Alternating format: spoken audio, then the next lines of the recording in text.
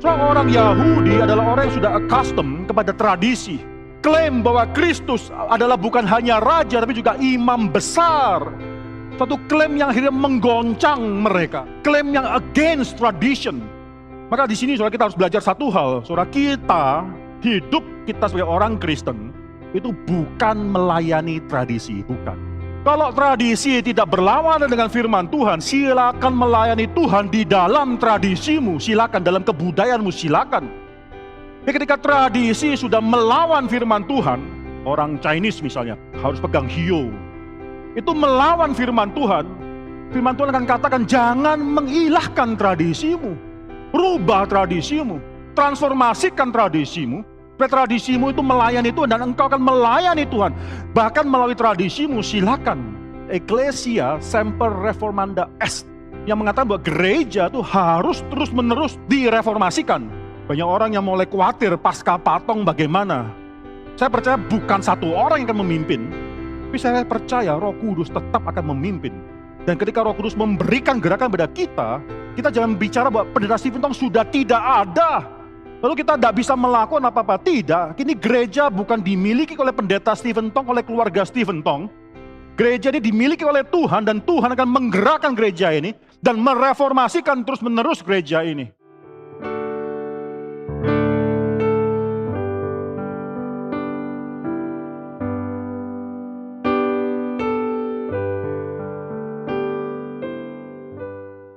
Khotbah pada hari ini sangat penting sekali karena firman Tuhan yang kita baca itu terlalu indah. Saya mengharapkan kita bisa melihat keindahan firman Tuhan ini melalui khotbah pada malam hari ini. Kita membaca Ibrani pasal 7 ayat yang ke-11 dengan ayat yang ke-21.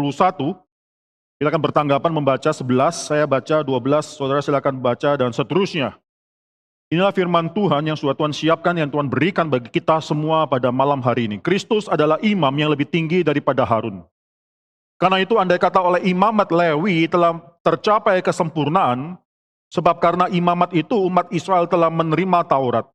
Apakah sebabnya masih perlu seorang lain ditetapkan menjadi imam besar menurut peraturan Melkisedek dan yang tentang dia tidak dikatakan menurut peraturan Harun? 12.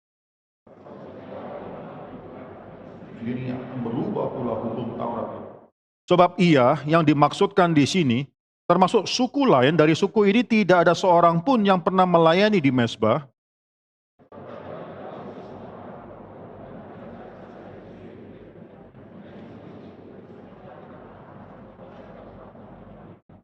Dan hal itu jauh lebih nyata lagi jikalau ditetapkan seorang imam lain menurut cara Melkisedek.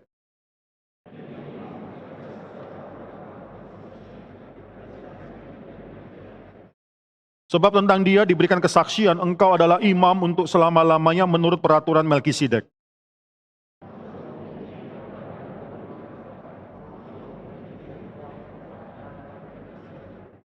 Sebab hukum Taurat sama sekali tidak membawa kesempurnaan, tetapi sekarang ditimbulkan pengharapan yang lebih baik yang mendekatkan kita kepada Allah.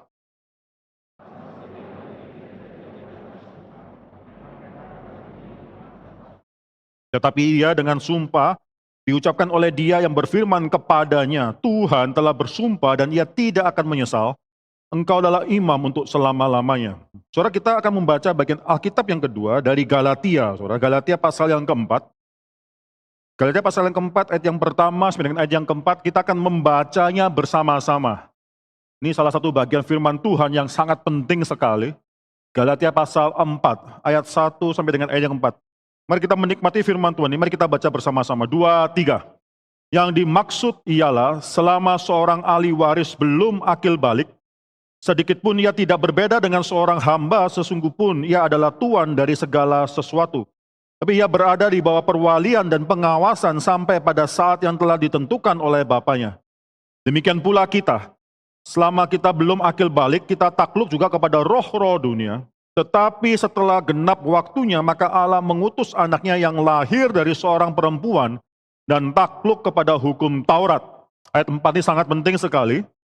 Tetapi setelah genap waktunya, maka Allah mengutus anaknya. Mari kita baca bagian yang ketiga dari Mazmur pasal 110. Mazmur 110 Mungkin saudara tidak sadar, saudara, tapi Mazmur 110 ayat yang pertama itu adalah ayat yang paling banyak dikutip secara eksplisit dan juga secara implisit dalam perjanjian baru. Ini suatu ayat yang sangat penting sekali. Pernah suatu hari Yesus mendapatkan tuduhan daripada orang-orang Farisi, ahli Taurat, dan mereka sangat membenci dan mau menjatuhkan Yesus, tapi akhirnya Yesus mengutip ayat yang penting ini, dan dia bertanya mengenai siapa Mesias ini. Kalau saudara baca di sana, Mesias itu mereka tahu bahwa ini adalah Messianic Psalm, yaitu Mazmur mengenai Mesias. Mereka sadar dengan benar bahwa Mesias itu akan ada keturunan daripada Daud. Lalu Yesus bertanya kepada mereka, kalau gitu apa maksudnya Daud? Ketika akhirnya Daud memanggil Mesias yang adalah keturunannya ini adalah tuannya. Apa maksudnya Daud? Lalu Alkitab mengatakan di Matius, di sana mereka terbungkam dan tidak bisa menjawab, dan mereka tidak berani lagi untuk mencobai atau melawan Yesus. Ini suatu ayat yang terlalu penting. Mari kita baca ketujuh ayat ini, saudara. Saya akan membacakan yang pertama, saudara baca yang kedua, dan seterusnya. Mazmur Daud, demikianlah firman Tuhan kepada Tuanku. Duduklah di sebelah kananku, sampai ku buat musuh-musuh menjadi tumpuan kakimu.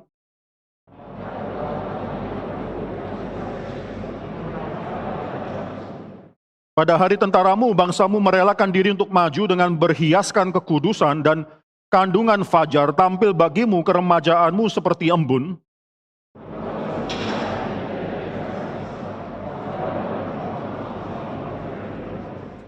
Tuhan ada di sebelah kananmu, Ia meremukkan raja-raja pada hari murkanya.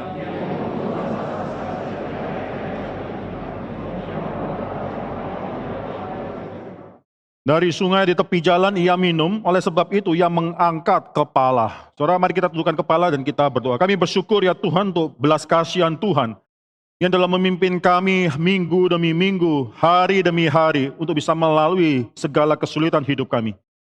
Ya Tuhan, di tengah segala kesulitan hidup kami, ajar kami untuk bukan memakukan mata kepala kami kepada kesulitan dalam dunia ini, tapi sebagai seorang musafir kami mengharapkan dan kami tahu kami sedang berjalan menuju dunia yang akan datang tersebut, dunia yang baru, langit dan bumi yang baru. Tapi kami berdoa, selama kami menempuh jalan kami, Tuhan memberikan kepada kami suatu pengertian mengenai kemuliaan Kristus, sehingga tidak ada satupun dalam hidup dalam dunia ini, baik itu kesulitan, baik itu mungkin kelimpahan, yang akan membuat kami memandang ke tempat yang lainnya ya Tuhan. Dunia ini bukan pengharapan kami. Dan hari ini firman Tuhan berbicara banyak mengenai kemuliaan Kristus.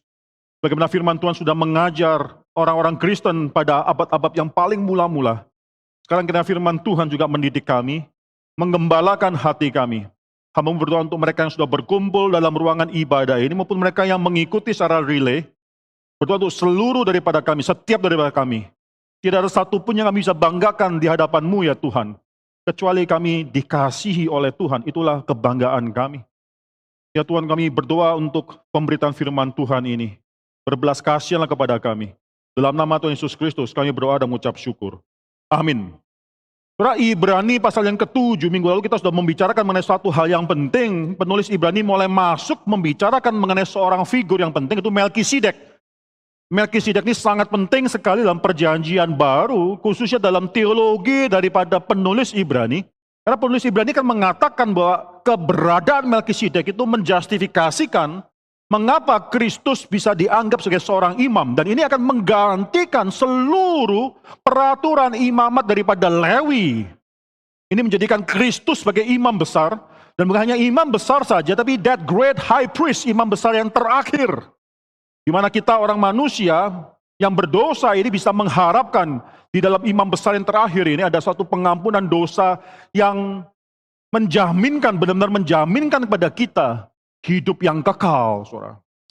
Saudara, Melkisedek adalah seorang yang demikian penting, tetapi yang menarik Alkitab tidak banyak bicara mengenai Melkisedek. Bahkan dalam seluruh Alkitab, hanya 3 ayat saja yang bicara, benar-benar bicara mengenai apa yang Melkisedek katakan atau apa yang dia lakukan. Kita sudah mengatakan minggu lalu dalam Kejadian pasal yang ke-14, itu ayat ke-18, ayat ke-19, ayat ke-20, 3 ayat saja yang membicarakan mengenai Melkisedek, walaupun demikian penting orang ini. Coba kita coba buka sedikit ya, Kejadian pasal yang ke-14 tersebut. Kau usah perhatikan dalam Kejadian pasal yang ke-14, ayat yang ke-18. Kejadian 14 ayat ke-18, Melkisedek, Raja Salem, itu dipanggil sebagai seorang imam Allah yang maha tinggi. Imam, priest, El Elyon, imam Allah yang maha tinggi, saudara. Itu luar biasa sekali. Dia memiliki suatu jabatan, dia diakui sebagai imam Allah yang maha tinggi. Dan luar biasa sekali bagaimana Melkisedek ketika dia memberkati Abraham. Saudara perhatikan ayat yang ke-19. Lalu ia memberkati Abraham, katanya diberkatilah kiranya Abraham oleh El Elyon, Allah yang maha tinggi, pencipta langit dan bumi. Title atau nama Allah El Elyon ini akhirnya Abraham sendiri sandingkan kepada nama Allah yaitu Yahweh. Perhatikan ayat yang ke-22. Aku bersumpah demi Tuhan. Ini jawaban daripada Abraham kepada Raja Sodom Bera. Aku bersumpah demi Yahweh El Elyon. Maka apa yang bisa kita simpulkan di sini? Saya percaya saudara, imannya Melkisedek dan imannya Abraham adalah iman kepada Tuhan yang sama. Ini pengakuan daripada Abraham sendiri bahwa Tuhanmu yang kau sembah El Elyon adalah Yahweh yang ku sembah juga, yaitu Yahweh El Elyon. Saudara, luar biasa sekali. Di satu tanah yang dimana orang-orang Kanaan hidup pada zaman itu, di mana orang-orang tidak mengenal Tuhan. Karena Tuhan memanggil Abraham ke tanah tersebut, dan Tuhan juga memanggil Melkisedek untuk percaya dan mengikuti dia. Bukan cuma Abraham yang berjalan dengan setia mengikuti Tuhan, tapi juga Melkisedek, ada orang lainnya. Itu menjadi satu kekuatan baik bagi Abraham maupun bagi Melkisedek mengetahui di tanah yang sudah banyak orang yang sudah meninggalkan Tuhan, yang berbuat kekejian di hadapan Tuhan, ada orang yang mencintai Tuhan. Kalau kita hidup dalam zaman ini, cerita daripada Alkitab itu bukan tidak ada gunanya. Cerita Alkitab memberikan kepada kita suatu kekuatan mengetahui bahwa di tengah-tengah zaman sudah meninggalkan Tuhan. Ada sekelompok orang yang akan terus Tuhan pelihara.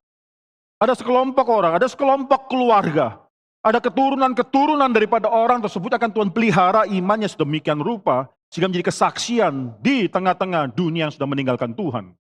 Itu kekuatan bagi para musafir yang berjalan dalam dunia sementara ini. Tapi mengetahui Tuhan tidak pernah meninggalkan mereka. Saudara, luar biasa orang yang namanya Melkisedek ini, saudara, penulis Ibrani mengatakan walaupun Kristus adalah keturunan Yehuda dan itu bukanlah suatu rahasia. Coba kita buka kembali Ibrani pasal yang ke-7. 14, saudara, sebab telah diketahui semua orang, bukan suatu rahasia bahwa Tuhan kita, Kristus, berasal dari suku Yehuda. Dan dia sambung lagi dan mengenai suku itu, suku Yehuda, Musa. Mengapa Musa? Karena Musa adalah orang yang sangat penting sekali di dalam tradisi atau agama daripada orang Yahudi. Bahkan Musa pun tidak pernah mengatakan apa-apa mengenai suku itu berkaitan dengan imam, tidak pernah. Lalu Ibrani mengatakan, ya memang Yesus adalah keturunan daripada suku Yehuda. Lalu mengapa sebabnya Kristus itu bisa menjadi imam? Bukankah imam itu hanya daripada suku Lewi? Kristus, di sini penulis Ibrani mengatakan, adalah imam bukan karena dia adalah keturunan daripada suku Lewi. Dia adalah imam karena dia mengikuti peraturan daripada Melkisedek. Mengapa Kristus dapat menjadi imam menurut peraturan Melkisedek? Saudara harus melihat brilliance daripada penulis Ibrani di sini. Kristus bisa menjadi imam menurut peraturan Melkisedek.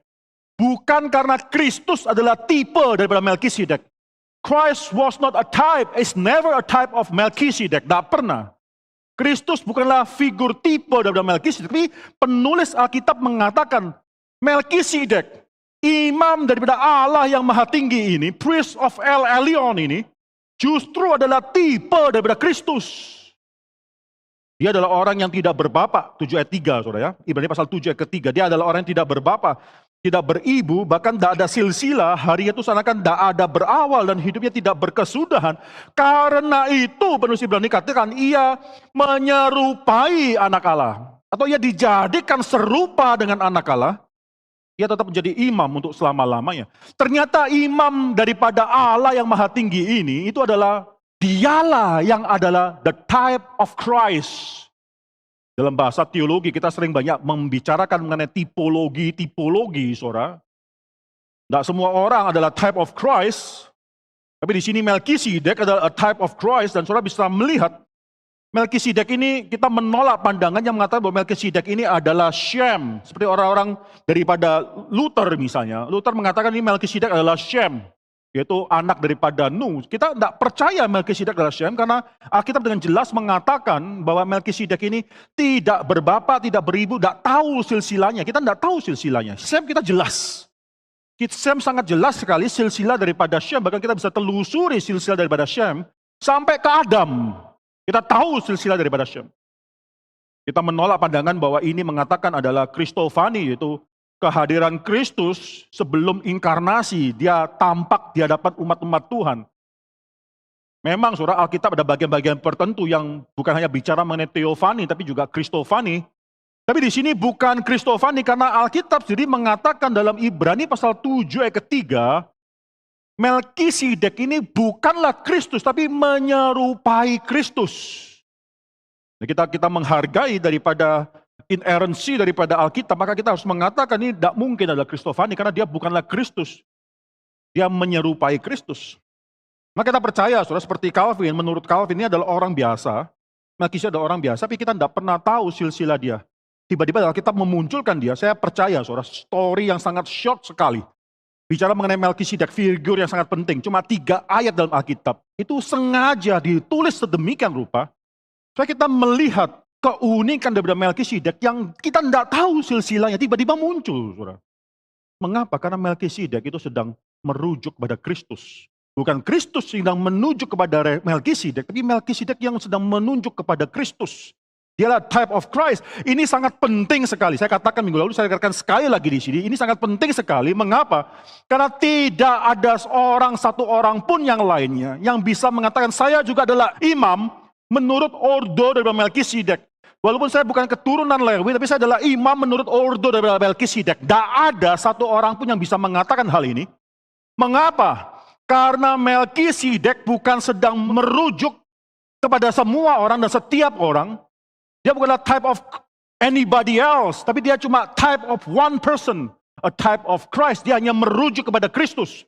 Dan oleh karena itu bukan Kristus, sebenarnya bukan Kristus yang menjadi imam karena Melkisedek. Melkisedek bisa menjadi imam karena Kristus, karena dia menyerupai Kristus. Maka Melkisedek tetap menjadi imam sampai selama-lamanya. Itu perkata dari Ibrani di sini, saudara. Soal pentingnya Melkisedek saya sudah katakan minggu lalu, saudara. Kalau saudara perhatikan dalam ayat yang 4 dan seterusnya, Ibrani pasal 7 ayat ke-4 dan seterusnya, Ibrani mengatakan kepentingan Melkisedek dalam 2 hal khususnya. Sebenarnya adalah hal yang lain bisa kita pelajari daripada Kejadian pasal yang ke-14 mengenai kepentingan Melkisedek. Tapi dalam Ibrani pasal 7 ini, kalau saudara perhatikan, penulis Ibrani akan mengatakan kepentingan Melkisedek pertama adalah karena Abraham memberikan perpuluhan, kedua karena Abraham menerima berkat daripada Melkisedek. Saya akan putar balik. Hal yang pertama yang penting mengenai Melkisedek adalah karena Abraham menerima berkat. Mengapa saya putar? Karena di dalam kronologi dalam kitab Kejadian memang benar Melkisedek itu memberi berkat, baru kemudian Abraham memberikan perpuluhan.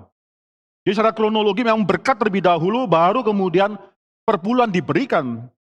Kedua, saudara, penulis Ibrani gak cuma bicara mengenai perpuluhan dan berkat, enggak. Perpuluhan, berkat, dan kemudian bicara mengenai perpuluhan lagi, saudara. Jadi nanti waktu saya balik di sini itu bukan tidak ada artinya, saudara.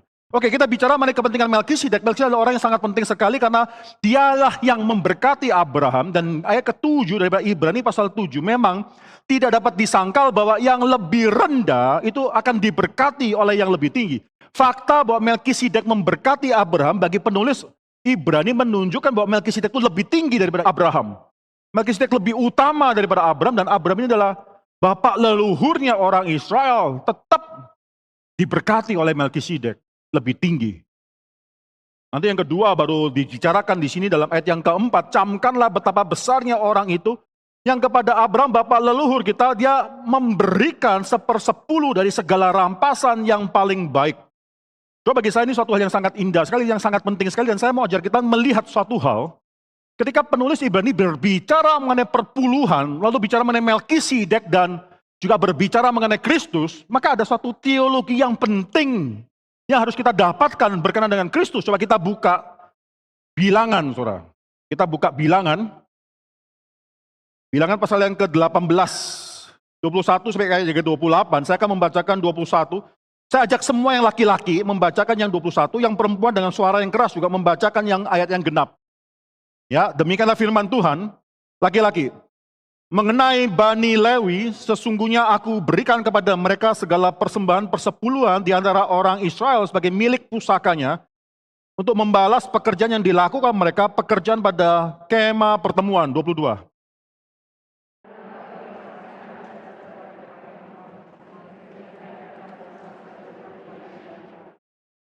Tetapi orang Lewi, merekalah yang harus melakukan pekerjaan pada kemah pertemuan dan mereka harus menanggung akibat kesalahan mereka.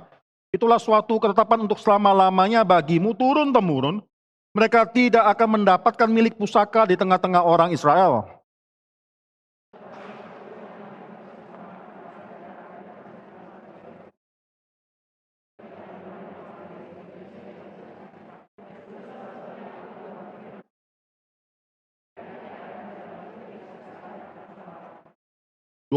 Tuhan berfirman kepada Musa, 26.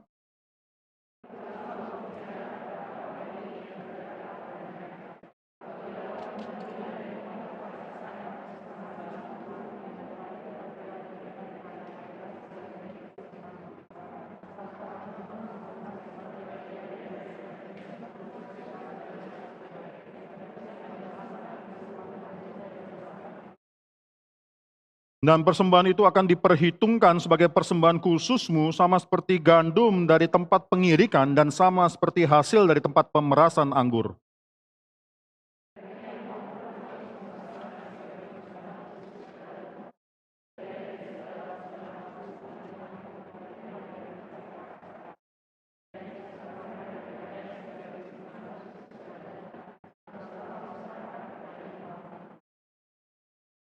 Ini suatu bagian sangat penting sekali kalau saudara perhatikan, saudara, orang Israel semua harus memberikan persepuluhan kepada satu suku, yaitu suku Lewi. Lalu seluruh suku Lewi harus memberikan persepuluhan kepada imam besar, Imam Harun.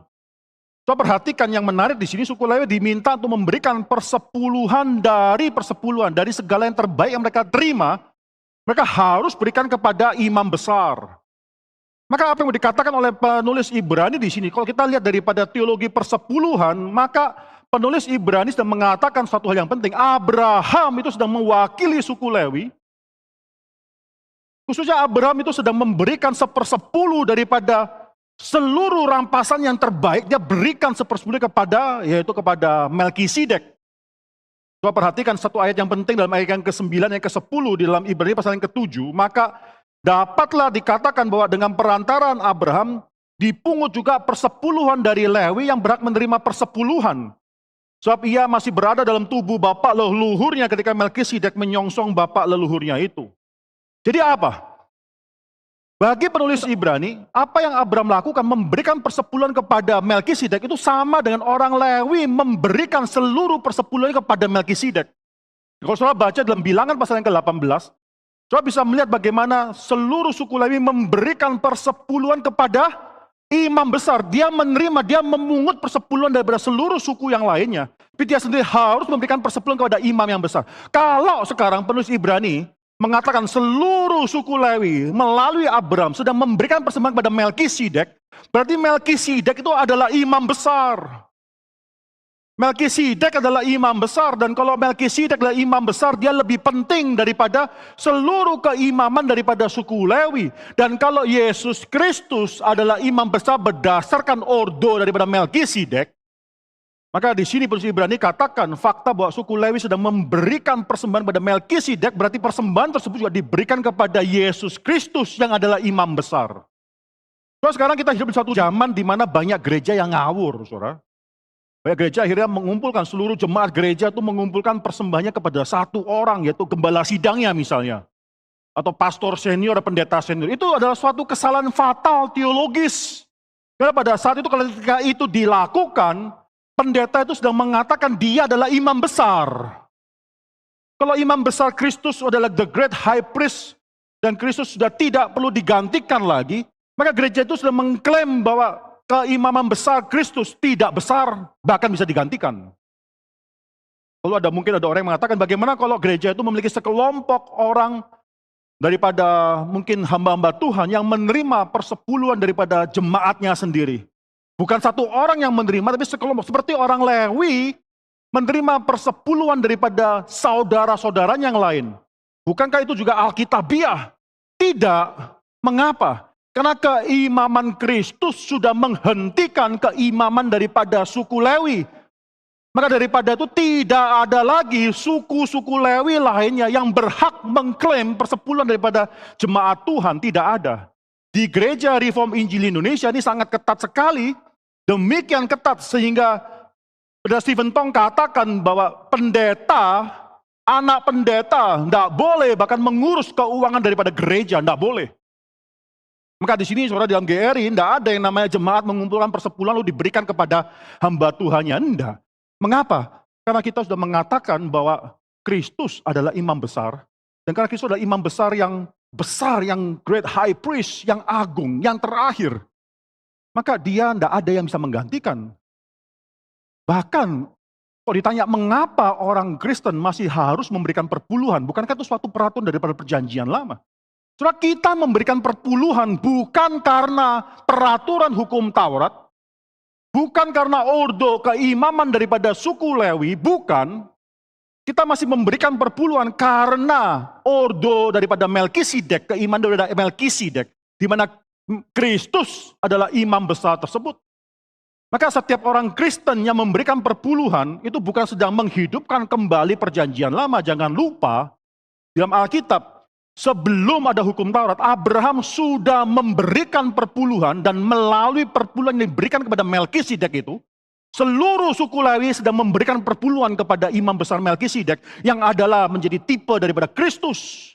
Maka semua orang Kristen yang sedang memberikan perpuluhan, mereka sedang memberikan perpuluhan berdasarkan ordo daripada Melkisedek.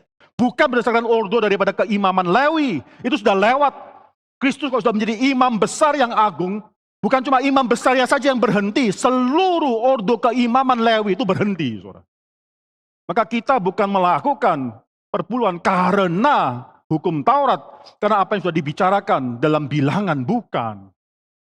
Kita melakukan persembahan perpuluhan karena kita mengakui Kristuslah imam besar yang agung tersebut. Kita memberikan perpuluhan kepada dia.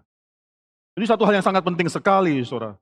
Pentingnya Melkisedek demikian dinyatakan dalam Alkitab Ibrani pasal 7 itu untuk menyatakan kepada kita bahwa Kristus itu jauh lebih utama daripada keimamatan daripada suku Lewi. Saudara, orang Israel pada saat itu mungkin berpikir, saudara, mengapa peraturan yang sudah ditetapkan itu harus dirubah?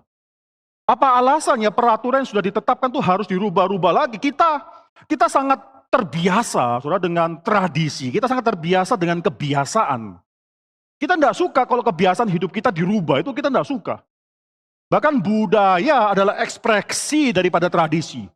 Kebudayaan orang Batak berbeda dengan kebudayaan orang Jawa, berbeda dengan kebudayaan orang Minang, beda dengan kebudayaan daripada orang Chinese, dan seterusnya. Mengapa? Karena budaya itu ekspresi daripada tradisi yang adalah juga ekspresi daripada kebiasaan hidup kita. Kita tidak suka, saudara, ketika kebudayaan kita diutak-utik. Maka banyak sekali orang yang sulit menerima kekristenan, karena kekristenan akan challenge semua budaya. Kekristenan akan mempertanyakan fondasi daripada budaya. Kekristenan akan menanyakan apakah kita sedang mengilahkan kebudayaan atau kita akan mentuhankan Tuhan. So, ada dua pilihan di sana, saudara. Saudara, di GRI, ada suatu kalimat daripada Stephen Tong yang kita terus hidupi di pelayan-pelayan gereja, di CIT juga kita selalu hidupi kalimat ini. Semua staf baru yang masuk ke CIT, ketika masuk ke WhatsApp group tersebut, dalam WhatsApp group dari CIT, saya selalu ingatkan kepada seluruh staf yang sudah pernah join CIT, kalimat daripada Stephen Tong, satu kalimat yang penting. Mungkin saudara sudah tahu. Nobody comes to help and to contribute. Wah, itu kalimat waktu dibicarakan ketika Gary masih kecil, saudara, berpuluh-puluh tahun yang lalu, 20 lebih tahun yang lalu. Ketika Pak Tung pertama kali membicarakan kalimat ini. Itu enggak gampang, orang pikir sok banget Gary. Gary yang masih muda, yang baru lahir, lalu Pak Tung katakan, enggak ada satu orang pun yang datang untuk membantu dan berkontribusi. Bukannya kau perlu pengalaman gereja yang sudah kudapatkan daripada gereja yang lain. Saya adalah majelis daripada gereja lain. Saya adalah penatua daripada gereja lain. Saya membawa pengalaman, kebiasaan, tradisi. Pak Tung katakan, tidak. Tidak ada yang datang ke sini dengan mentalitas mau membantu dan berkontribusi. Itu mentalitas membawa kebiasaan. Mentalitas membawa tradisi dan pengalaman untuk dibawa dan dipaksakan. Atau katakan kalimat selanjutnya, everybody comes here to learn and to serve together. To learn itu digaris bawahi, itu satu kalimat yang indah. Di mana Patung katakan ketika mau datang melayani di gereja GRI, tinggalkan semua kebiasaan gerejamu yang lama. Tinggalkan semua pengalamanmu. Engkau datang untuk belajar suatu hal yang baru, yaitu pimpinan Roh Kudus yang akan memimpin gereja ini. Itu banyak orang yang tidak terbiasa. Orang Yahudi adalah orang yang sudah accustomed kepada tradisi. Mereka sudah mengenal tradisi mereka.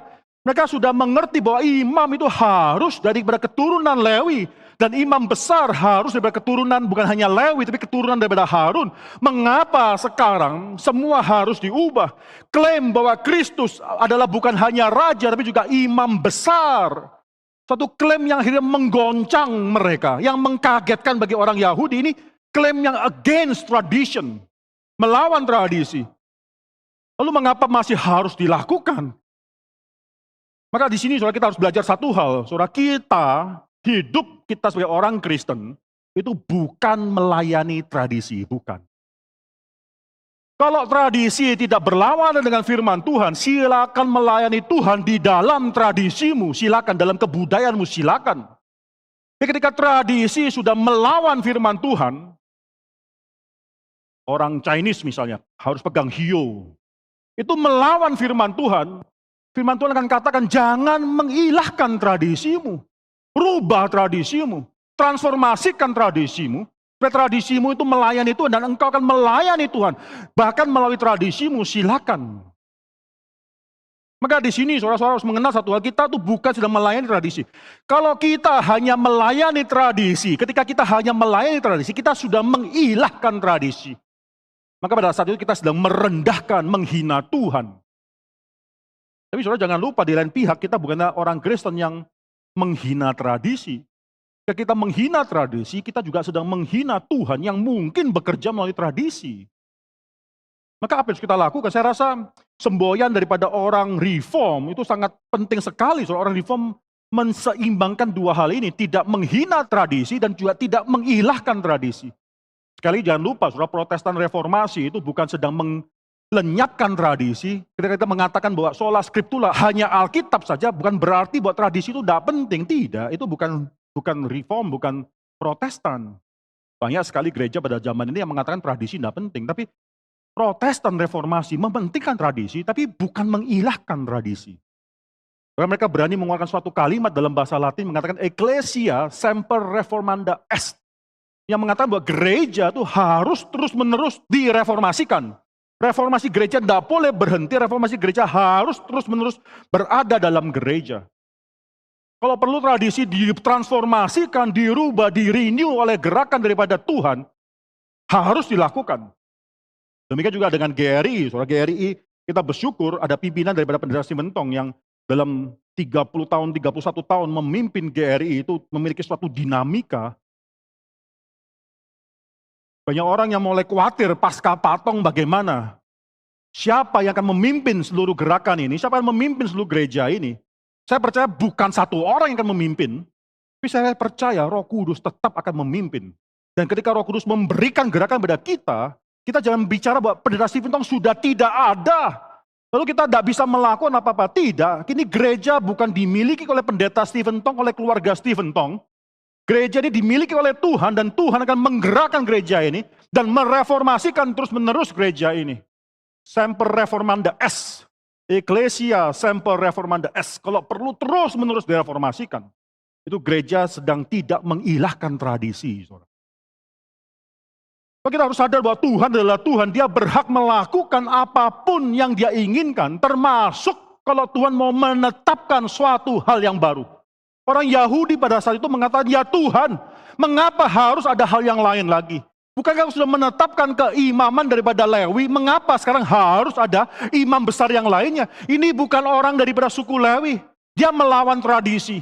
Dia adalah orang Yehuda, dia tidak bisa menjadi imam, apalagi imam besar. Maka di sana orang Yahudi itu dihadapkan dengan suatu kesulitan. Apakah mereka akan mentransformasikan, merubah, kalau perlu bahkan menghancurkan tradisi mereka, atau mereka memeluk tradisi mereka dan meniadakan Kristus. Itu pilihan, cuma ada dua pilihan tersebut. Kalau Kristus bukan yang mati, maka tradisi dan agama Yahudi yang harus mati. Di antara kedua hal itu, banyak orang yang memilih lebih baik preserve the tradition. Preserve the tradition dan menyingkirkan Kristus. Mungkin banyak sekali hal ini terjadi dalam hidup kita, tapi penulis Ibrani sini luar biasa. Saudara mungkin tidak sadar, tapi saya percaya ketika penulis Ibrani menuliskan kata demi kata ini sangat clear sekali. Itu seperti gong yang bertentang dengan demikian luar biasa kerasnya bagi para pembacanya mula-mula. Kita sudah ada suatu detachment, jarak yang demikian jauh dengan tradisi Yahudi mula-mula, orang Yahudi. Saudara perhatikan di sini, penulis Ibrani sedang memberikan suatu argumen yang sangat luar biasa indahnya. Dia katakan, sebenarnya yang menetapkan orang Lewi menjadi orang suku Lewi menjadi orang-orang imam itu siapa? Sebelum ditetapkan oleh Tuhan, Tuhan yang menetapkan. Sebelum ditetapkan oleh Tuhan, suku Lewi itu bukan suku imam. Imam tidak ada, suku Lewi tidak punya prioritas keimaman sebelum ditetapkan oleh Tuhan. Maka di sini saudara, apalagi penulis Ibrani akan mengatakan dalam Ibrani pasal 7 ayat yang ke-20, kalau saya buka di sana. Ibrani pasal 7 ayat ke-20. Mereka yang ditetapkan dengan suku Lewi ini, mereka ini telah menjadi imam tanpa sumpah. Tidak ada sumpah daripada Allah yang mengatakan bahwa mereka akan menjadi imam selama-lamanya. Tetapi ayat 21, tetapi ia dengan sumpah. Itu sangat berbeda sekali keimaman daripada Lewi dengan keimaman daripada Melkisedek melalui Yesus Kristus. Yesus Kristus dalam Mazmur pasal 110 ayat 4 dikatakan, aku bersumpah dan tidak akan menyesal. Engkau, bukan Melkisedek, saudara. Engkau, yaitu Mesias, adalah imam untuk selama-lamanya. Orang-orang Yahudi menerima bahwa Mazmur 110 itu bicara mengenai Mesias. Coba kita buka Mazmur 110, saudara. Saudara bisa melihat di sana ada 7 ayat yang sangat menarik sekali. Mazmur 110 memang bicara mengenai Mesias. Di sini, saudara, bukan cuma bicara mengenai Mesias itu adalah keturunan daripada Yehuda yang akan mendapatkan tumpuk daripada kerajaan. Ayat yang pertama sampai ayat ketiga itu bicara mengenai Mesias yang adalah raja. Oke, suku Yehuda menghasilkan raja itu tidak mengagetkan. Tapi seharusnya mereka mengerti satu hal bahwa Mesias, mereka mengakui Mazmur 110 bicara mengenai Mesias. Dan seharusnya mereka melihat satu hal bahwa Mazmur 110 juga bicara Mesias yang adalah keturunan Yehuda, raja, juga akhirnya adalah imam. Saudara. Ayat keempat sampai dengan ayat ke-7 itu bicara mengenai pengangkatan daripada Mesias itu menjadi imam untuk selama-lamanya. Untuk selama-lamanya. Nah, luar biasa sekali di sini penulis Ibrani kan berkata, engkau mengagung-agungkan tradisi. Jangan lupa sebelum Allah menetapkan suku Lewi menjadi imam, suku Lewi tidak pernah menjadi imam. Allah tidak pernah bersumpah engkau akan menjadi imam selama-lamanya, tidak pernah. Tapi berkenan dengan Mesias, Allah bersumpah bahwa ia adalah imam untuk selama-lamanya. Mana yang lebih penting? Maka di sini saudara bisa satu hal yang penting sekali bahwa fakta bahwa suku Lewi sebelum ditetapkan menjadi imam, bukan menjadi imam. Suku itu tidak memiliki prioritas atas suku-suku yang lainnya. Nah, kalau kita perhatikan, saudara, ada dua hal yang penting. Pasal 5, sebenarnya kita sudah mengkhotbahkan hal ini. Berkenaan dengan keimaman besar, imam besar khususnya. Dua hal yang penting, bukan karena mereka adalah suku Lewi dan turun-temurun adalah keturunan daripada Harun. Ibrani pasal yang kelima, saudara perhatikan Alkitab saudara, Ibrani pasal yang kelima, ayat yang pertama, bicara mengenai hal yang pertama yang harus ada oleh seluruh imam, yaitu mereka harus adalah ditetapkan bagi manusia, mereka harus mendapatkan ketetapan tersebut.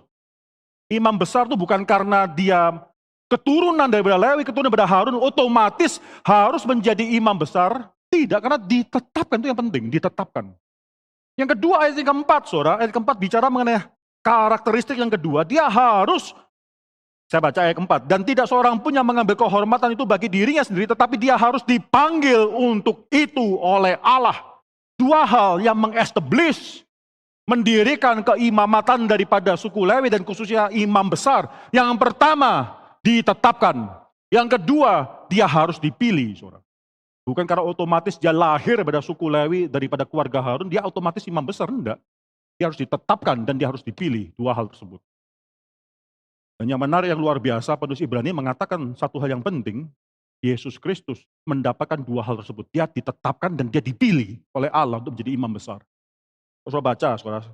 Ibrani pasal 5 ayat 6 itu bicara mengenai ketetapan Kristus. Engkau adalah imam untuk selama-lamanya menurut peraturan Melkisedek. Itu ketetapan daripada Allah mengenai Mesias. Engkau akan adalah menjadi imam untuk selama-lamanya.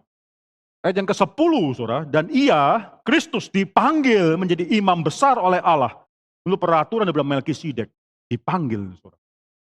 Penulis Ibrani mengatakan, kamu jangan menyombongkan bahwa fakta bahwa engkau dilahirkan dalam keluarga orang Lewi, kalau engkau adalah memiliki imam-imam, jangan menyombongkan hal itu. Karena fakta menunjukkan yang menjadi imam besar adalah karena dia ditetapkan dan dia dipanggil. Kebetulan yang ditetapkan adalah suku Lewi. Karena sebenarnya suku Lewi itu tidak mendapatkan keutamaan. Kalau kita baca Kejadian, mari kita buka kitab Kejadian. Ketika Yakub di akhir hidupnya, saudara itu memberkati anaknya satu persatu, kau bisa melihat bagaimana berkat Yakub, doa Yakub ini bukan menjadi berkat bagi Simeon dan Lewi, tidak. Perhatikan, kalau kita perhatikan ayat yang kelima, saya akan bacakan ayat kelima dan ayat ketujuh. Simeon dan Lewi bersaudara, senjata mereka ialah alat kekerasan. Janganlah kiranya jiwaku turut dalam pemupakatan mereka, janganlah kiranya rohku bersatu dengan perkumpulan mereka, sebab dalam kemarahannya mereka telah membunuh orang, dalam keangkarannya mereka telah memotong urat keting lembu. Terkutuklah kemarahan mereka, sebab amarahnya keras. Terkutuklah keberangan mereka, sebab berangnya bengis. Aku akan membagi-bagikan mereka di antara anak-anak Yakub dan menyerahkan, scatter them, di antara anak-anak Israel. Soalnya ini referensi terhadap Kejadian pasal 34, di mana saudara bisa baca nanti di rumah, saudara ya. Itu Sikem akhirnya meniduri saudara daripada Simeon, Lewi, dan semua yang lainnya, yaitu Dina, anak perempuan, ditiduri, dilanggar kesuciannya, saudara, diperkosa sebenarnya. Lalu dia sangat marah sekali dan melalui suatu tipu muslihat yang cerdik tapi nakal dan jahat, saudara. Itu nanti akhirnya Simeon dan Lewi meminta Sikem dan ayahnya Hemor untuk menyunat seluruh orang laki-laki di daerah tersebut. Semua disunat. Supaya apa? Kalau kamu mau minta perempuan kami, adik kami untuk menjadi bagian dari engkau harus seperti kami, engkau juga harus disunatkan. Mereka tidak ada pengalaman sunat, saudara. Mereka menyunatkan diri, semua orang laki di tempat itu disunat. Pada hari yang kedua, saudara, itu Simeon dan Lewi datang tenang-tenang aja, 2 orang bawa pedang dan bunuh semua orang laki-laki. Siapa yang bisa perang setelah 2 hari disunat, saudara?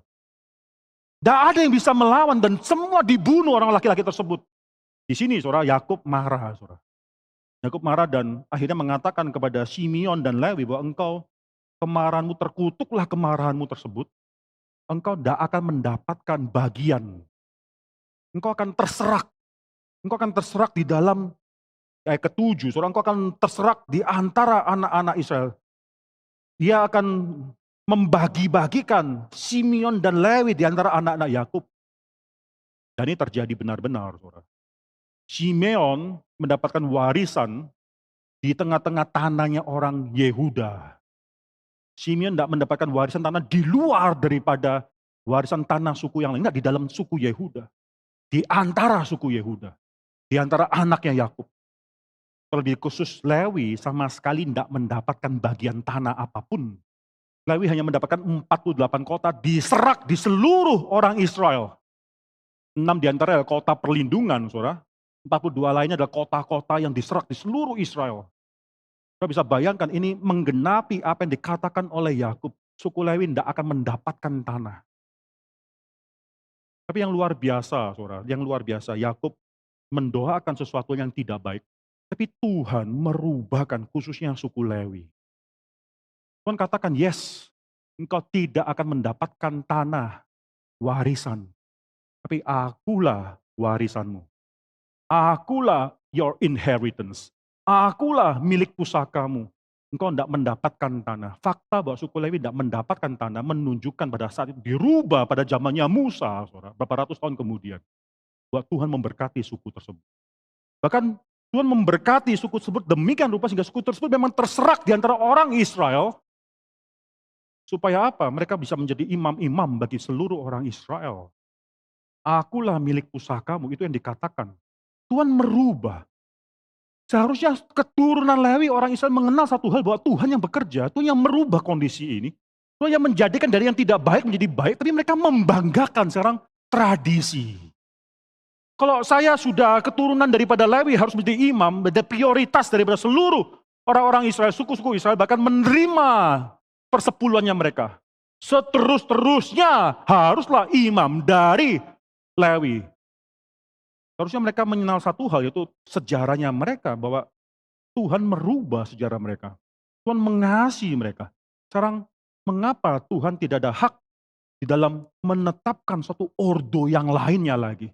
Bukankah Tuhan yang menetapkan engkau menjadi imam, dan Tuhan juga bisa menetapkan orang lain menjadi imam? Ini penulis Ibrani sedang challenge pemikiran daripada orang-orang, dan mungkin kita semua pada saat ini yang mengharapkan kita melayani Tuhan seturut dengan kebiasaan kita. Jangan lupa, tradisi itu sering menghambat pelayanan kita. Dulu kayak begini. Mengapa yang kemudian tidak harus seperti dahulu? Kalau saya tidak seperti dahulu, saya tidak mau melayani Tuhan. Kita sedang mengilahkan tradisi di sana. Sekali lagi, tradisi bukannya tidak penting, tidak ada artinya. Tapi tradisi bukanlah segala-galanya. Tuhan bisa bekerja dengan caranya dia sendiri. Itu haknya Tuhan. Maka saudara, bagi kita semua orang Kristen di sini, kita tidak boleh bertanya, sama seperti mereka bertanya, kenapa kok Yesus Kristus berhak menjadi imam besar? Yaitu haknya Tuhan, mau menegakkan, mau menetapkan, mau memilih siapa menjadi imam besar, itu haknya Tuhan. Tapi saudara, setelah mengatakan semua hal ini, saudara, yang luar biasa, brilliance daripada penulis Ibrani di sini, kalau saudara tidak sadar, luar biasa, penulis Ibrani bukan mengatakan memang Tuhan ada hak untuk merubah. Tapi penulis Ibrani tidak memakai alasan itu. Penulis Ibrani bukan sedang mengatakan Tuhan sedang merubah peraturan yang sudah ada. Memang dia ada hak untuk melakukan hal itu. Tidak, penulis Ibrani mengatakan suatu hal yang penting sekali. Yang ada itu hanya sementara, bukan untuk kekal. Keimamatan daripada Lewi itu tidak pernah direncanakan untuk selama-lamanya. Tidak, itu hanyalah sementara saja. Maka di sini sekarang sudah ada suatu hal yang sudah Tuhan tetapkan sebelumnya. Bahkan kalau saya perhatikan dalam Kejadian pasal 14 ayat 18.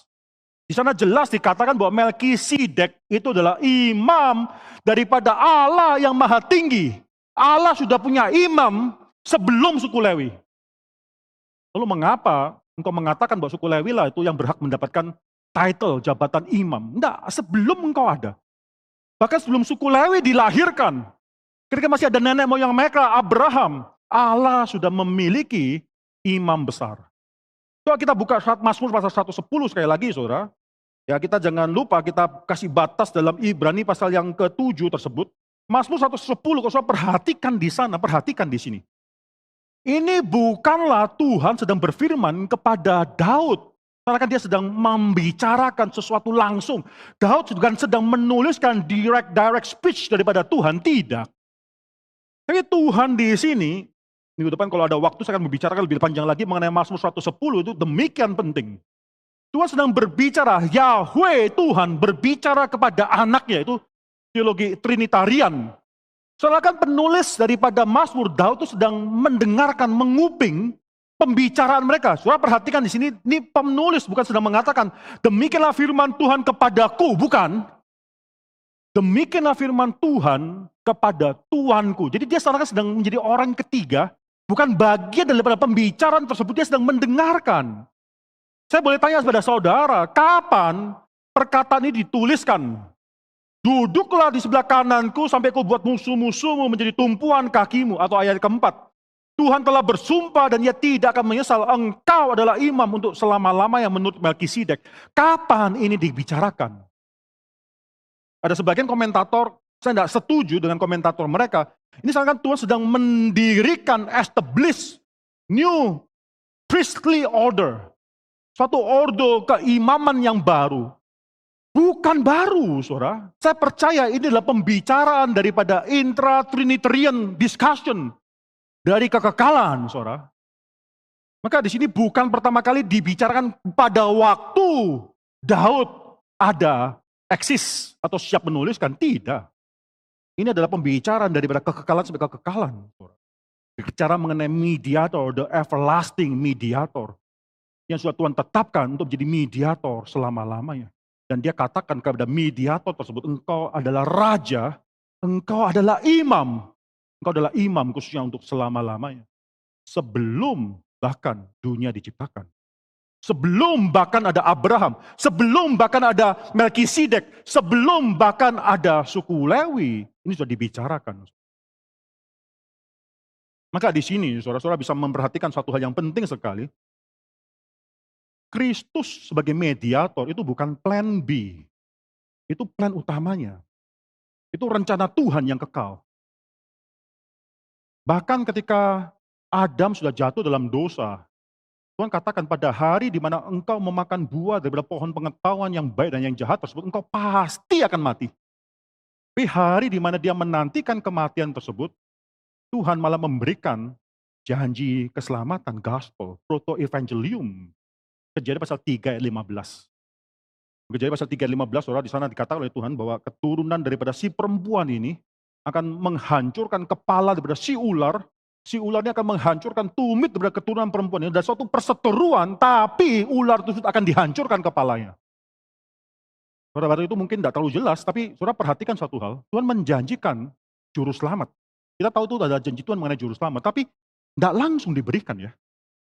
Berapa ribu tahun orang Israel harus menunggu, menantikan saat di mana juru selamat itu digenap, yang dijanjikan benar-benar digenapkan.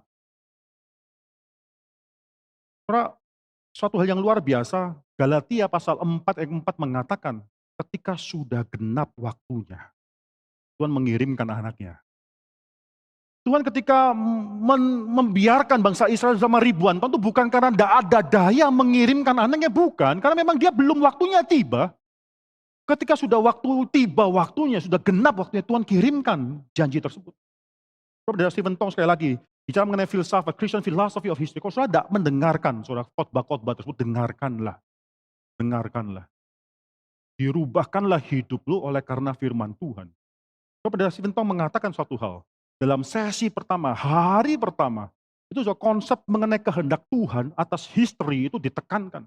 Dia katakan di seluruh jagat raya ini, pusat jagat raya adalah bumi. Itu kalimat tidak bisa diterima oleh orang saintis. Mengapa? Saintis akan menghitung center of mass. Center of mass daripada tata surya kita bahkan bukan bumi ini.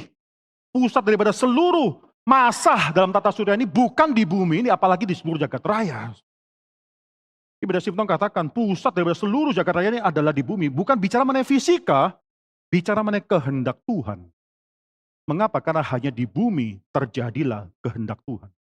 Inilah pusat daripada kehendak Tuhan di bumi.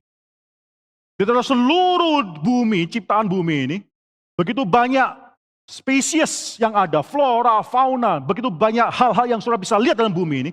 Pusat daripada bumi ini adalah manusia.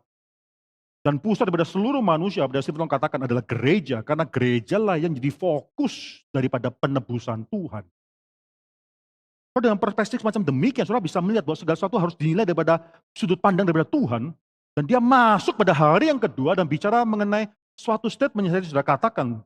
Sejarah itu bukan kumpulan peristiwa-peristiwa. Berapa banyak peristiwa dalam hidup kita yang tidak akan masuk dalam buku sejarah. Mengapa? Karena tidak ada hubungannya dengan rencana Tuhan. Kita banyak menghidupi kronos. Setiap hari hanya kronos saja daripada kehidupan yang kita hidupi. Tapi kapan kita benar-benar bisa menangkap kairos dan menghidupi kairos? Stephen Tong katakan bahwa sejarah itu adalah kumpulan peristiwa-peristiwa yang berkaitan dengan rencana Tuhan. Itu dia jelaskan dengan suatu ilustrasi yang sangat menarik sekali. Mesopotamia, saudara, itu adalah suatu budaya yang demikian besar. Sangat demikian jaya, sekitar mungkin 1800 tahun atau 3800 tahun yang lalu, 1800 tahun sebelum Masehi, itu demikian besar. Tapi ketika itu pada puncaknya, Allah memanggil Abram keluar daripada daripada Mesopotamia. Dan tak lama kemudian Mesopotamia itu hancur. Mengapa? Di sini menarik sekali pada Stephen Tong mengkaitkan mengenai pergerakan sejarah itu dengan rencana Tuhan. Karena rencana Tuhan sudah diwujudkan dalam panggilan Tuhan kepada Abram yang keluar. Tidak perlu lagi Mesopotamia. Romawi juga demikian, saudara. Romawi setelah Kristus hadir, gereja ada.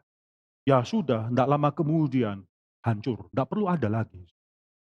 Saudara bisa memikir dengan hal demikian, saudara pikirkan seluruh sejarah ini. Kenapa kok yang dulu bangkit Mesir? Kenapa yang dulu bangkit kota Mesir, saudara? Setelah Israel keluar dari Mesir, itu kejayaan Mesir tidak perlu ada lagi. Tidak perlu ada lagi. Saudara bisa bayangkan, saudara. Bisa pikirkan. Romawi. Romawi yang dipengaruhi oleh Yunani. Kenapa Yunani harus ada? Kenapa Makedonia harus ada? Kenapa Alexander the Great harus ada? Kenapa Helenisme harus akhirnya menyebar ke dunia barat melalui Alexander the Great? Mengapa akhirnya Romawi harus dipengaruhi oleh Helenisme? Mengapa akhirnya Romawi yang dipengaruhi oleh Helenisme menjadi kerajaan yang paling kuat pada zaman di mana Yesus Kristus diinkarnasi? Karena memang sudah tepat genap waktunya, maka Allah menurunkan anaknya. Wah, itu kalau saudara memiliki pengertian seperti demikian, saudara, seluruh problema, pergumulan hidup kita, itu kita tidak perlu tanya sama Tuhan, mengapa masih bergumul sekarang? Mengapa ini? Mengapa itu? Waktu Tuhan segala-galanya. Waktu Tuhan segala-galanya. Dengan cara yang sama, Tuhan menjanjikan kepada Abraham seorang anak. Tapi Abraham menantikan, tidak keluar-keluar anak tersebut. Anak yang dijanjikan tidak dilahirkan terus. Sampai 25 tahun kemudian baru akhirnya anak tersebut lahir. Mengapa harus tunggu 25 tahun? Karena belum genap waktu Tuhan. Soal luar biasa sekali, saudara Abraham. Coba kita buka, saudara. Kejadian pasal yang ke-17. Saudara, Kejadian pasal 17. Kalau kita lihat dalam Kejadian pasal 15, Abraham sudah mulai menawarkan Eliezer. Eliezer, budakku yang paling tua, itu kiranya bisa menjadi orang yang menjadi ahli warisku. Tuhan katakan tidak bisa, bukan Eliezer. Abraham menantikan lagi, tidak dikasih anak lagi. Sampai nanti ada Kejadian pasal yang ke-17, sudah lahir yang namanya Ismail. Saya tidak akan menceritakan mengenai latar belakang kelahiran Ismail di sini, saudara. Tapi saudara bisa memperhatikan bagaimana Abraham itu sangat mencintai Ismail. Demikian mencintai Ismail sehingga ketika Tuhan datang dalam Kejadian pasal 17 bertemu dengan dia dan mengatakan bahwa engkau akan melahirkan seorang anak, menjanjikan kembali anak tersebut. Perhatikan apa yang dikatakan oleh Abraham dalam Kejadian pasal 17 ayat yang ke-17. Abraham tertunduk, tertawa, serta berkata dalam hatinya, mungkinkah bagi seorang yang berumur 100 tahun dilahirkan seorang anak dan mungkinkah Sarah yang telah berumur 90 tahun ini melahirkan seorang anak? Lalu ayat 18, saudara perhatikan, Abraham berkata kepada Allah, sekiranya Ismail diperkenan hidup di hadapanmu. Dia menginginkan, tidak perlulah sekarang anak perjanjian, sudah tidak perlu, saya sudah suka, puas dengan Ismail. Sekiranya Ismail engkau perkenan. Kau perhatikan ayat ke-19, tetapi Allah berfirman, tidak, melainkan istrimulah Sarah yang akan melahirkan anak laki-laki bagimu. Dan kau akan menamakan dia Ishak. Itu anak perjanjian, tetap adalah anak perjanjian. Nanti akhirnya Ishak dilahirkan dan Ishak akan bertumbuh bersama-sama dengan Ismail. Kalau perhatikan dalam Kejadian pasal yang ke-21, maka ada pertikaian antara bukan cuma Ismail dan Ishak, tapi justru antara Hagar dan Sarah. Maka 21 ayat ke-10, saudara. Kejadian pasal 21 ayat ke-10. Berkatalah Sarah kepada Abraham, usirlah hamba perempuan itu beserta dengan anaknya. Saudara perhatikan ayat ke-11. Perkataan daripada Sarah ini sangat-sangat menyebalkan Abraham, karena Abraham mencintai anak itu. Kesel Abraham. Disuruh untuk mengusir Hagar dan Sarah, dia kesel. Tapi perhatikan ayat ke-12. Tuhan tidak melarang. Kejadian pasal 21 ayat ke-12, tetapi Allah berfirman kepada Abraham, janganlah sebal hatimu karena hal anak dan budakmu itu. Dalam segala yang dikatakan Sarah kepadamu, haruslah engkau mendengarkannya. Dengarkanlah, usirlah. Lalu Abraham akan mengusirnya. Kenapa hal ini penting, saudara? Karena Abraham pada saat itu sudah lose fokus. Yang dijanjikan, dia tidak mengharapkan lagi. Saudara. Dia sudah puas dengan apa yang dia miliki, yang tidak dijanjikan oleh Tuhan. Yaitu siapa? Ismail. Maka Tuhan katakan, usirlah. Pergikanlah mereka, supaya engkau kembali menantikan anak perjanjian tersebut. sudah lahir, saudara, tapi supaya engkau kembali menikmati anak perjanjian tersebut. So, dalam hidup kita ini seringkali terjadi, bukan? Kita menantikan, kalau Tuhan menjanjikan suatu dunia yang baru, kenapa kita masih harus hidup sengsara, penderita? Tengah-tengah COVID, kita melihat bagaimana kondisi gereja kita. Lumayan turun, mengalami keturunan, walaupun setiap minggunya masih dihadiri kebaktian lebih dari 400 orang, masih terjadi. Tapi sudah berbeda dengan masa-masa yang lalu. Kesempatan melayani sudah tidak bisa kita lakukan. Mengabarkan Injil, kakek regional ke rumah sakit, tidak bisa dilakukan. Banyak orang yang masih di rumah menantikan saat di mana mereka bisa berani datang lagi. Kami mencoba mengerti dan kami harus mengerti. Tapi jangan sampai hidupmu itu hanya ditakut-takuti oleh kekhawatiran. Nyatakanlah Tuhan adalah Tuhan atas semua kekhawatiran kita. Terbukti selama berminggu-minggu sejak kita beribadah, sejak bulan Juni beribadah fisik di gereja. Tidak ada penyebaran COVID. Bukan berarti bahwa kita harus menyombongkan diri lalu gegabah. Tidak. Kita melakukan segala protokol dengan sangat hati-hati. Nyatakanlah Tuhan mulia di atas segala kekhawatiran kita. Kita semua tempat ini, maupun mereka yang ada di rumah, kita bisa khawatir, manusia bisa khawatir. Tapi biarlah Tuhan itu menjadi mulia di atas kekhawatiran kita. Saudara, kita seringkali bertanya, mengapa kok kita dalam hidup yang sementara ini tidak langsung mendapatkan kemuliaan dunia akan datang? Mengapa harus bertunggu? Kita hidup dalam satu zaman yang sudah tidak sabar lagi, impatient. Bahkan sekarang kita bisa membuat bakmi goreng instan. Luar biasa, saudara, bakmi goreng instan. Dan mie goreng instan tersebut, Indomie goreng itu bisa terkenal sampai di mana-mana. Dan kita tidak tahan, bahkan mie goreng instan ini teknologi yang luar biasa. Sebelum digoreng jadi mie goreng, direbus dulu, saudara. Mana ada orang buat goreng pakai air. Direbus dulu jadi mie goreng, itu teknologi apa? Luar biasa. Dan kita terbiasa dengan hal yang instan. WhatsApp kita pun, kita mengharapkan kalau kita sudah menghubungi seseorang, centeng 1 sudah dikirim, centeng 2 berarti sudah dibaca. Ayo, mana responsnya? Bukankah kita langsung gelisah ketika kita tidak mendapatkan respons pada saat itu juga? So, saya katakan pada orang-orang yang sedang menjalan hubungan, saudara, jangan cuma jalan hubungan khususnya yang LDR, melalui teknologi. Lalu kita FaceTime, kapan pun mau FaceTime bisa ada ketemu muka tersebut. Nikmati cara lama, surat-suratan. Tulis surat. Saudara kok sudah tulis surat, saudara alami, saudara. Saya dulu alami, saudara tulis surat, kirim berapa minggu, dibaca di sana, sudah sampai dia balas, kirim lagi berapa minggu. Ya ampun, lama minta ampun. 1 bulan baru dapat surat itu kembali balasannya. Dalam 1 bulan tersebut, apa yang saudara rasakan? Penantian. Menanti, terus menanti. Bahkan dalam penantian tersebut, saudara masih ada pengharapan. Masih setiakah kekasihku ini? Masih setiakah orang yang sudah kukasihi sedemikian lama, masihkah dia setia dengan aku? Apa yang akan kubaca ketika aku membaca suratnya? Itu penantian yang indah. Orang Kristen jangan menghina pembentukan Tuhan melalui waktu. Orang Kristen jangan cepat-cepat menantikan bahwa Tuhan harus segera mungkin menyelesaikan problema hidupku. Tuhan memakai waktu untuk membentuk kita.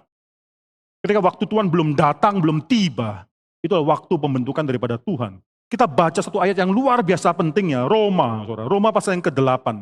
Coba kita buka Roma pasal yang ke-8. Roma pasal 8 saya akan bacakan bagi saudara sekalian, ayat ke-24 dan ayat ke-25.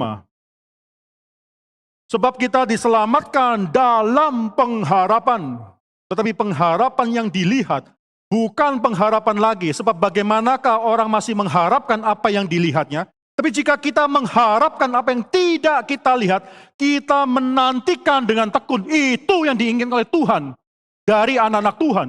Menantikan janji Tuhan, merasakan bahwa Tuhan itu setia, menantikan kesetiaan Tuhan dengan ketekunan.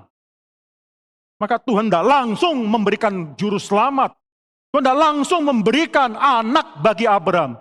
Tuhan tidak langsung menyelesaikan hidup kita. Tuhan tidak memberikan dunia akan datang langsung di hadapan kita. Mengapa? Karena Tuhan mau kita menantikan dengan tekun dan merasakan kesetiaan Tuhan selama kita menantikan. Itu indah.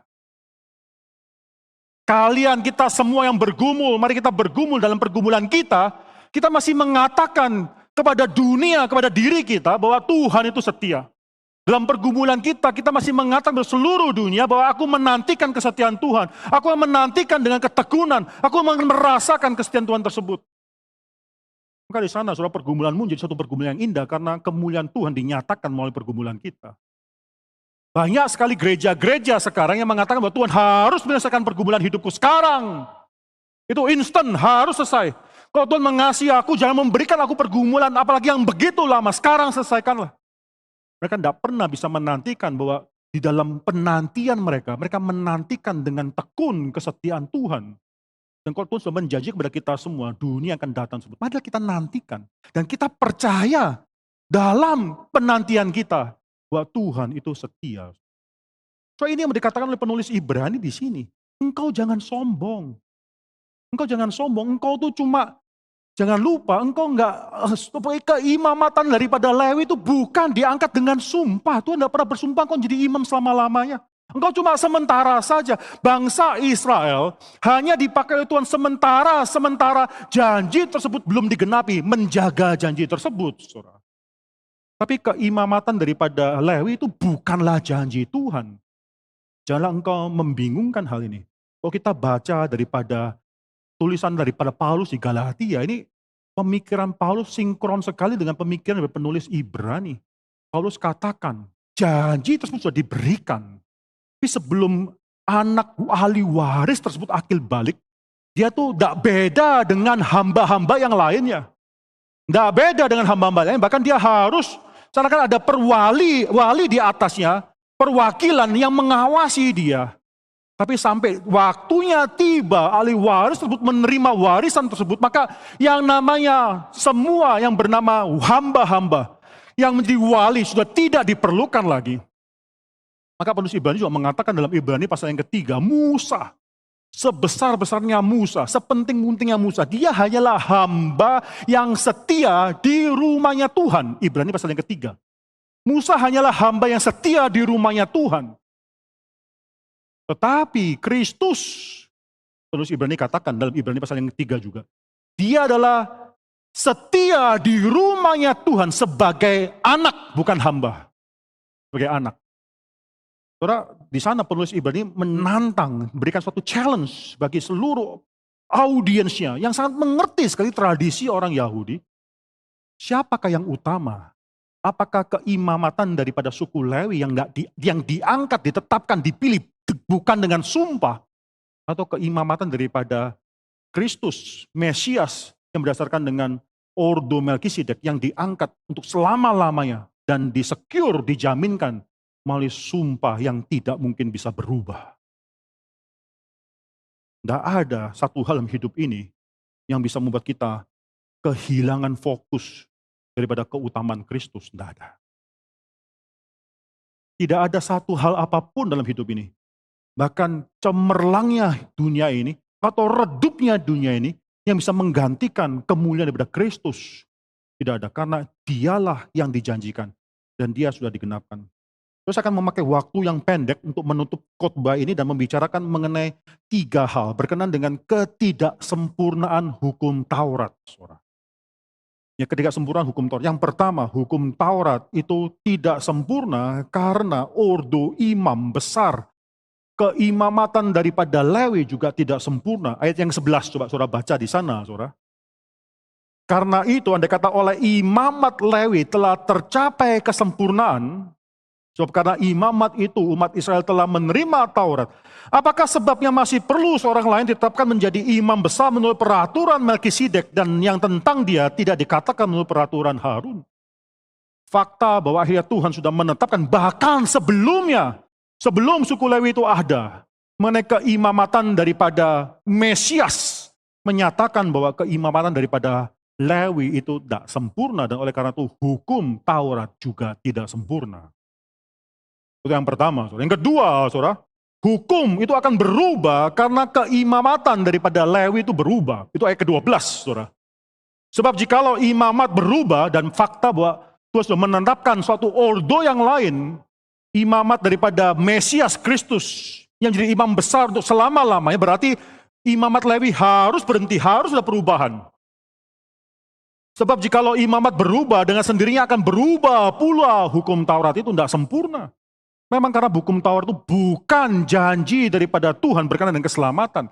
Tidak ada satu orang pun yang diselamatkan karena melakukan hukum Taurat, tapi karena percaya kepada janji. Abraham diselamatkan justru sebelum hukum Taurat diberikan. Diselamatkan karena dia percaya kepada janji. Yang ketiga, hukum Taurat tidak sempurna karena tidak memiliki kekuatan. Kekuatan apa? Coba saudara baca ayat yang ke-18. Memang suatu hukum yang dikeluarkan dahulu dibatalkan kalau hukum itu tidak mempunyai kekuatan. Dan karena itu tidak berguna. Hukum Taurat itu tidak memiliki kekuatan. 19 menjelaskan sebab hukum Taurat sama sekali tidak membawa kesempurnaan, tidak memiliki kekuatan, tidak memiliki kesempurnaan. Karena apa? Karena di sana tidak memiliki pengharapan yang lebih baik yang mendekatkan kita kepada Allah. Tidak ada satu orang pun dengan melakukan hukum Taurat akan mendapatkan pengharapan bisa lebih dekat kepada Allah. Tidak ada. Tuhan tidak memberikan hukum Taurat supaya bangsa Israel bisa menjadi umat Tuhan. Tidak. Tuhan memberikan hukum Taurat justru karena mereka adalah umat Tuhan. Hukum Taurat itu hanya sementara. Orang Israel harus melakukan keimamatan daripada Lewi tersebut. Yang ditulis oleh hukum Taurat tersebut. Saya nggak bicara mengenai cuma 10 hukum Taurat daripada Tuhan. Enggak. Jadi seluruh keimamatan daripada Lewi itu sementara saja. Selama janji tersebut masih belum digenapkan. Tapi ketika janji itu sudah datang. Maka jangan terlalu GR. Jangan terlalu mengagung-agungkan tradisi ini. Ini cuma sementara untuk menantikan janji yang akan digenapkan tersebut. Janji itulah yang akan memberikan kepada kita suatu pengharapan dan yang lebih baik. Yang akan mendekatkan kita kepada Allah. Janji yang digenapkan dalam Kristus Yesus. Saya berdoa supaya gereja GRI Karawaci setiap daripada kita itu memiliki pengharapan. Pengharapan kepada suatu hal yang lebih baik. Dunia ini, kejayaannya, kemalangannya itu tidak ada artinya.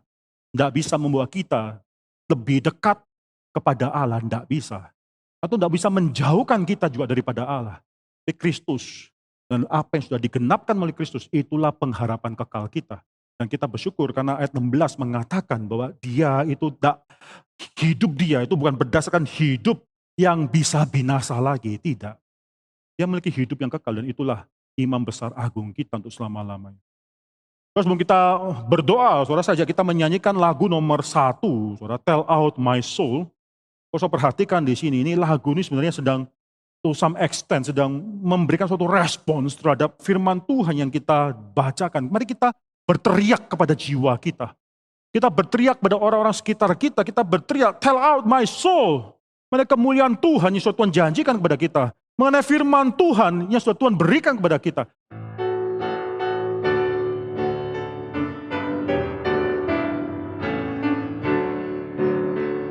Tell out my soul.